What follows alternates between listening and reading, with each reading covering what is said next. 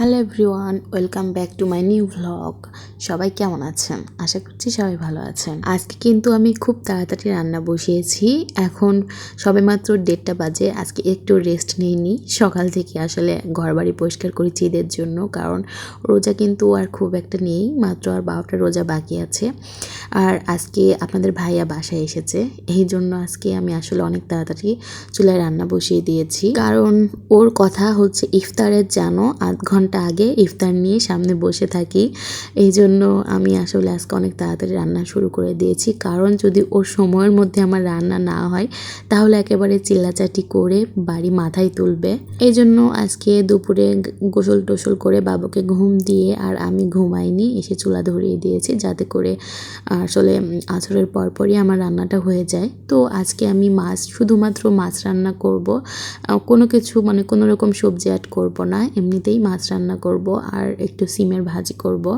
আর এটা কিন্তু একেবারে টাটকা মাছ, তেলাপিয়া মাছ। কালকে আসলে পুকুর থেকে নিয়ে আসছিল, পুকুরের মাছ উঠিয়েছে রমজান মাসের জন্য।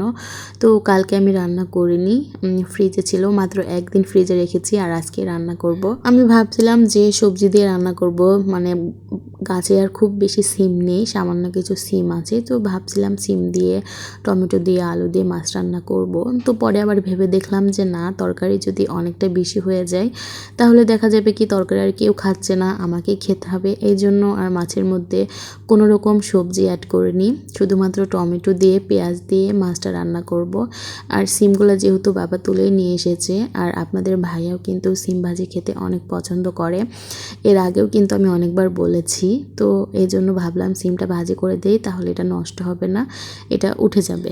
এই জন্য আমি মাছটা শুধু এমনিতেই রান্না করেছি আর এদিকে সিম ভাজি করে নেব। আর প্রথমেই আমি ভিডিওতে দেখিয়েছি যে আমি আলু আর ডিম সিদ্ধ করতে দিয়েছি, ওটা দিয়ে আসলে আমি আজকে ডিমের চপ করব। আর আমি কিন্তু এর আগে কখনো ডিমের চপ করিনি, ফার্স্ট টাইম ডিমের চপ করব, জানি না কেমন হবে। তো আমার একটু প্রথমে ভুল হয়ে গিয়েছিল, তারপরে আবার ঠিক করে নিয়েছি, বেসন দিতে ভুলে গিয়েছিলাম।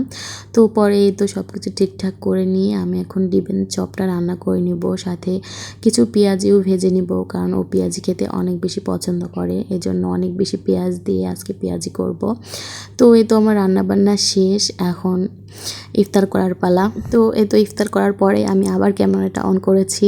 এখানে আমি আসলে কিছু কথা বলছিলাম, কিন্তু আমার মেয়ে এত বেশি চিল্লাচাটি করছিল, এই জন্য আমি মেন যে কথাগুলো বলছিলাম সেগুলো কেটে দিয়ে পরে আবার আসলে ভয়েস অ্যাড করলাম। এই যে আমার মেয়ে দেখেন কীরকম দুষ্টুমি করছিল আর এত বেশি চেঁচামেচি করছিল, এই জন্য আমি পরে ভয়েস দিয়ে বলছি যে আপনারা যারা আমার ভিডিও প্রতিদিন দেখেন তাদেরকে আমি আসলে ধন্যবাদ জানাচ্ছি। এখানে বলছিলাম যে আপনারা আমার এভাবে পাশে থাকবেন, তাহলে আমার আইডিটা একটু বড় হবে। তো ঠিক আছে, আজকের ভিডিও আমি এখানেই শেষ করছি। সবাই ভালো থাকবেন, আল্লাহ হাফিজ।